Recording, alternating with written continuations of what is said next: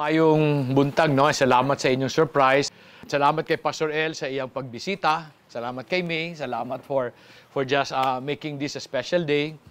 But anyway, ang pinag-uusapan namin dito sa Similya today is basically the principles, the life principles of Similya. And one of the most important breakthrough principle ng Similya is a simple statement that says, no waste. Parati namin sinabi, no waste. And kadalasan, ginagamit to na joke pag may bisita, pag may trainee, pag may naiwan na pagkain sa plato, sabihin, no waste ha. So, maski di niya gusto doon, kailangan niya ubusin yung sa plato niya. Meron ba sa inyo nag-iwan sa mga plato niyo kanina? Andad naman si Chabi, tsaka Chab, andad ang ako mga tao na no waste, tanawa, mga tambok. One time, gidala na ako mga tao dito sa ka-farm din sa Dahilayan lang, no? Tapos, andun yung mga tao nila. Nakita ko mga tao ko. Sabi ko, katambokan niya ako mga tao. Mga ganyan, mga ngiwang kayo. Tapos, sa feeling nila, payat-payan sila, feeling nila. But anyway, because tungkol siyan sa no waste. Alam mo, pag may training kami sa Similya, we penalize people when they waste water, they waste electricity. Maski anong i-waste nila, pinapagalitan namin sila, we penalize them. Alam niyo ba sa Moraya na we penalize people when they throw any garbage? Pag mayroong plastic, may papel, may lata, the whole farm gets penalized. So bawal sa amin ang basura. So ang tanong, bakit kasama ang no waste sa breakthrough principle ng Similya? Why are we so concerned about that? Is it biblical? Is it even biblical? Ngayon pa lang, I'll tell you, the reason why it is important para sa amin, because I discovered many years ago that God did not create waste. What do I mean? Let me just explain. Now, if God did not create waste, then bakit ang dami-daming basura sa palibot natin? It's a natural part of life. In fact, yan ang concern sa maraming munisipyo. How do you manage waste? Kanina, sabi ko sa inyo, God did not create waste. If God did not create waste, then who created waste?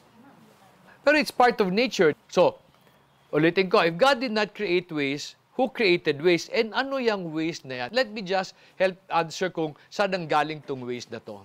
I'd like us to go back to Genesis 1. I will not let you read your Bible. I will read it myself. No, pero gamay man lang. If you go to Genesis chapter 1, on the first day, God called light into being. The first thing He said was, let there be light. When light came, He said, and He saw that it was good. On the third day, God separated water from the land and filled the earth with plants. And then Bible says, and God saw that it was good. On the fourth day, God created the moon, the stars, including the sun. And then sabi niya, it is good. On the fifth day, God created the birds and the fish. And sabi niya, it is good. On the sixth day, God created all the animals and the beasts to roam the land.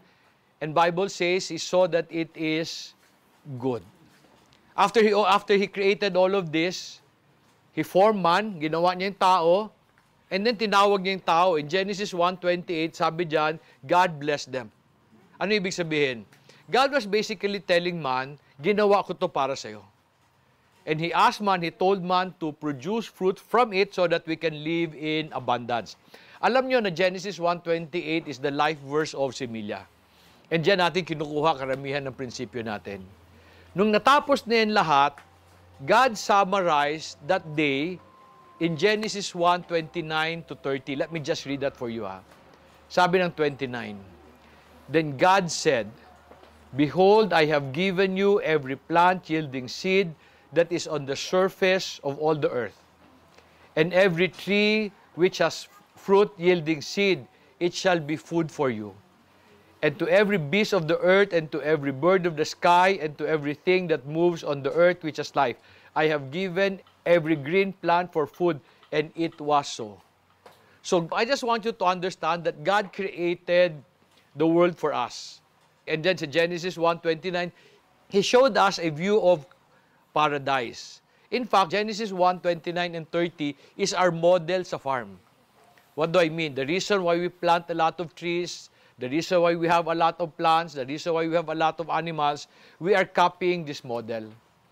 After all of this was done, God looked at everything He created and sabi niya sa verse 31, tingnan niyo verse 31, sabi diyan, God saw all that He made, and behold, it was very good.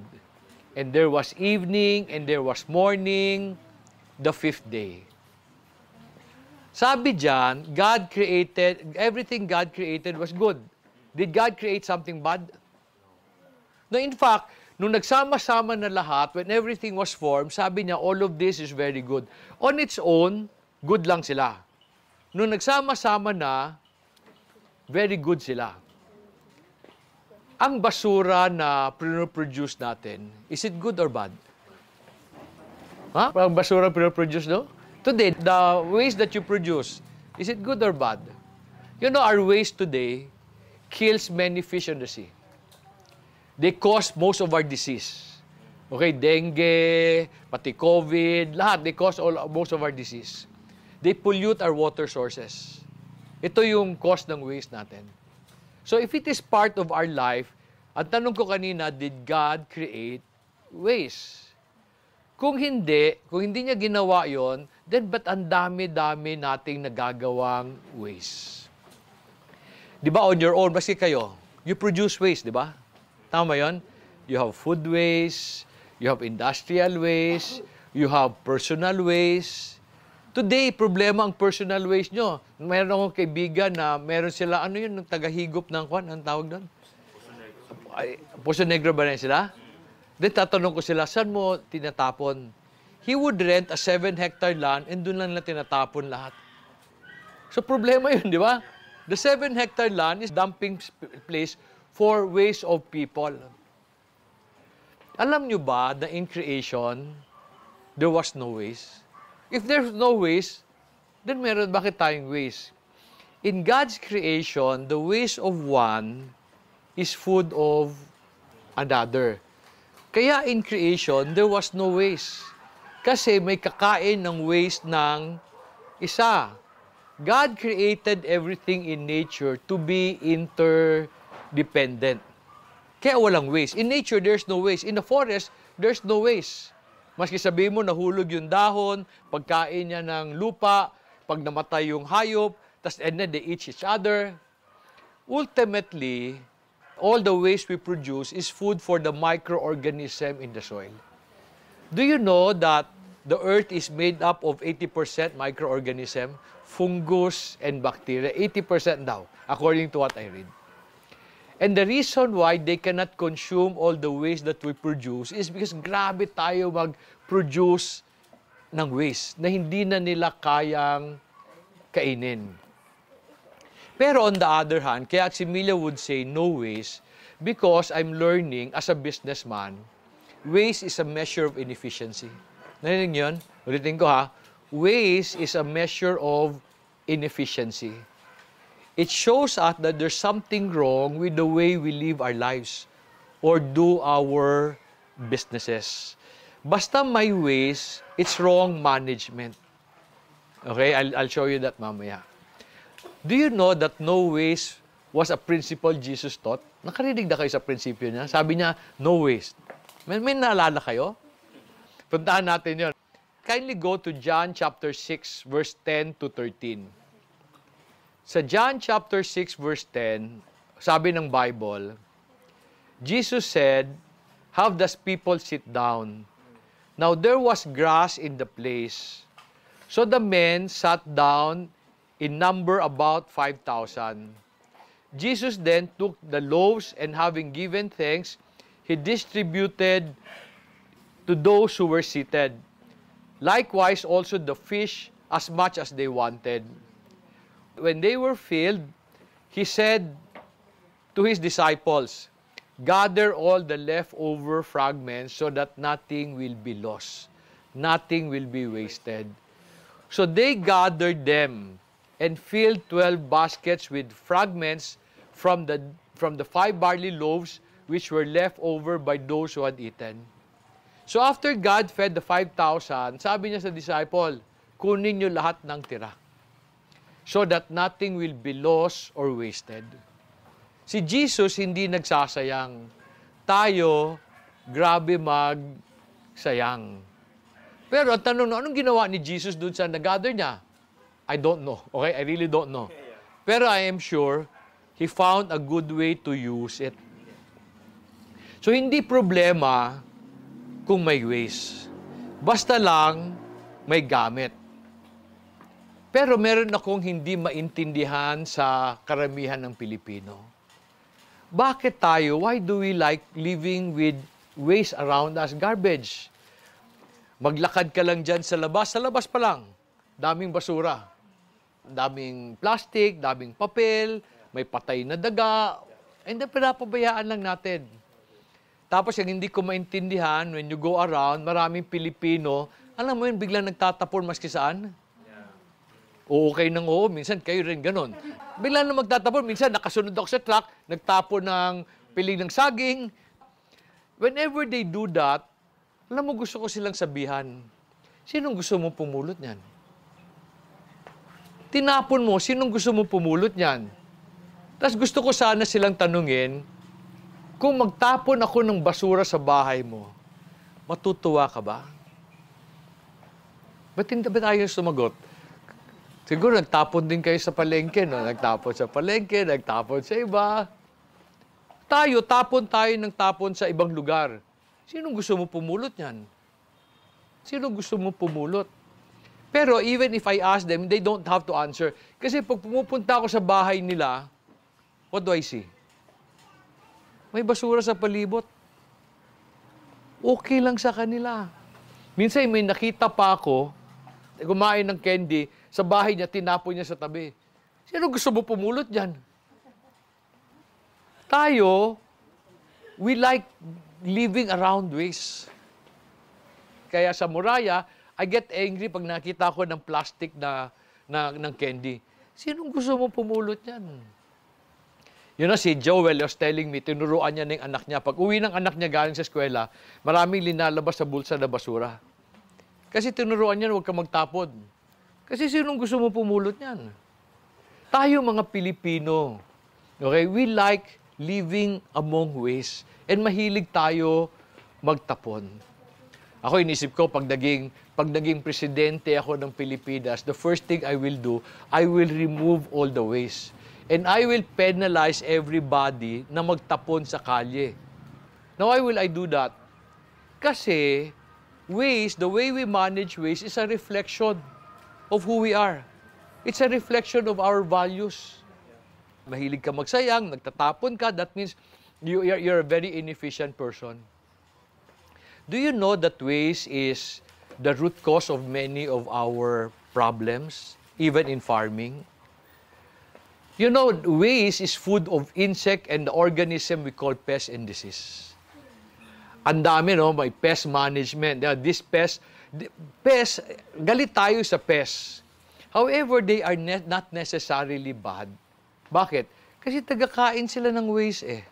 Hindi masama ang peste. Kasi tagakain sila ng basura. No question. When there's an infestation in the farm, sino may kasalanan? Sino? Bakit? Bakit farmer may kasalanan? Kasi nagtapon siya ng waste eh. Ba't hindi mo na lang ayusin yan? So we cause many of our problems. In the city, ang daming basura. May namatay na aso, walang pumulot. So habang nabubulok, lilipad yung bakterya. Pero walang pakialam. In fact, sa farm namin today, we are pesticide-free because we don't allow waste. Walang nalalata. And yet, most companies, payag sila ng waste. Now, kumpanya yon. Kayo rin, minsan, payag kayo ng maraming waste. Payag tayo. And it's causing us a lot of problem. Do you know pests and disease are decomposing agent? Why did God create them? To clean the earth. So that there will be no waste. The reason hindi sila makahabol because ang dami nating ginagawa. Ang isa pang weird para sa akin, di ba, we produce a lot of waste. Dami nating basura all over. Tapos nagagalit tayo sa pag may daga. Di ba nagagalit kayo pag may daga? Ano ba trabaho ng daga? Di ba kadaga kain ng waste? So pinatay mo yung daga. Ano mangyayari? Sino kakain ng waste? Gusto ba niya ng daga sa bahay niyo? Ayaw niyo. So kung ayaw niyo ng daga, ano dapat niyong gawin? Dapat walang waste. And that's the reason why we're very, very serious about no waste. It causes a lot of complication. Pero as I studied the Bible, I realized na hindi lang pagkain ang sinasayang natin. We often waste opportunities God give us. What do I mean? If you remember the parable of the talent, God tells us that He entrusts us with possessions according to our abilities. In the parable, those who were faithful, those who grew what they received, dinagdagan ni God. However, there was this third slave na hindi niya ginamit. Tingnan natin yung ano nangyari in Matthew 25.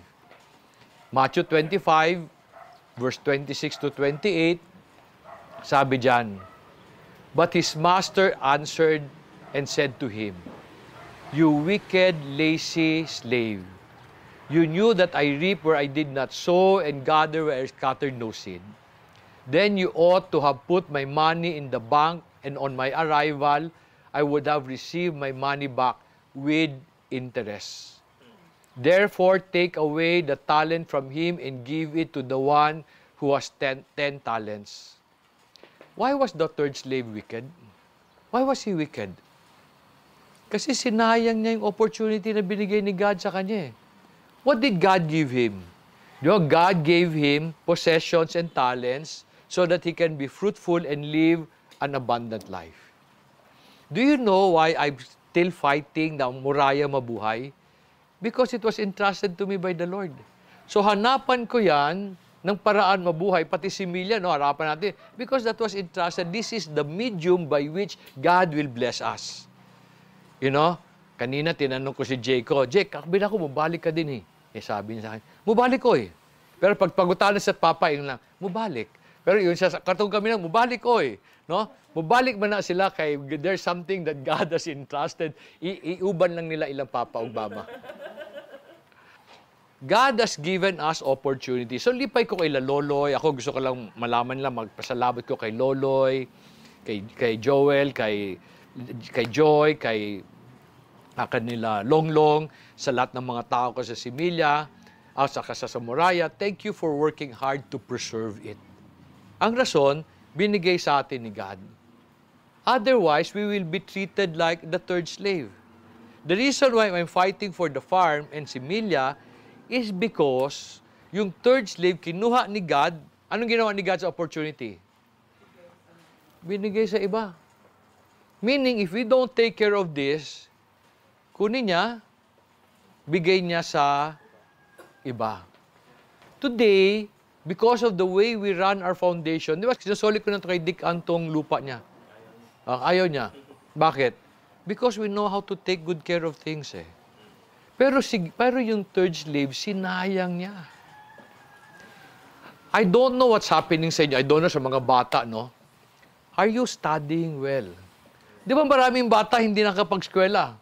And yet, many of our children, they take their school for granted. Iba sa inyo, nagtatrabaho and ayaw nyo mag-excel. Ayaw nyo ayusin. You take things for granted. Baka kunin ni God sa inyo yan. Tapos yung iba, pag waldas sa pera, di ba? Pag magkapera, waldas. Kunin talaga ni God, bigay niya sa tindahan. Okay, binigay doon sa may-ari, di ba? Kasi waldas So God is not only concerned that we produce food waste or human waste. He's also concerned about the opportunities na binigay. Sana you will not waste it. Si Seth, isang dagdag natin sa Similya, They're working with the videos, Happy ko kay Seth. Seth's a very simple person, di ba Seth, Pero makita, di mo kugi siya kaayo. He takes every opportunity. When I hired him, hindi mo lang siya nagtanong kung sisweldohan siya. Sabi na, sama ako, sir. An opportunity was given, masaya siya. And maraming bata today, namimili pa. I heard this story. Yung isa kong kaibigan niya, anak niya cum laude, ng Ateneo. Uy, sikat, cum laude, Ateneo. Nung nag-apply, inofferan 30,000 ng sweldo per month. 30,000. Pero sa Manila, maliit yun kasi magastos sa Manila. Na sumama yung loob ng bata. Ba't sumama yung loob ng bata? Because daw he was not appreciated kasi cum laude siya. Grabe! Di ba? Cum laude ka, bright ka sa eskwela, pero hindi pa. Sa trabaho, ibang ano. No, we take opportunities for granted. So we waste food. We waste many things. We waste opportunity. Alam ba nyo na isa pang ginakagalit ni God is when we waste our riches? Meaning pera. What do I mean? Can you turn your Bibles to Luke chapter 12? Luke chapter 12, I will read verse 16 to 20. And he told them a parable saying, the land of a rich man was very productive. And he began reasoning to him, saying, what shall I do since I have no place to store my crops? Then he said, this is what I will do. I will tear down my barns and build larger ones. And there I will store all my grain and my goods.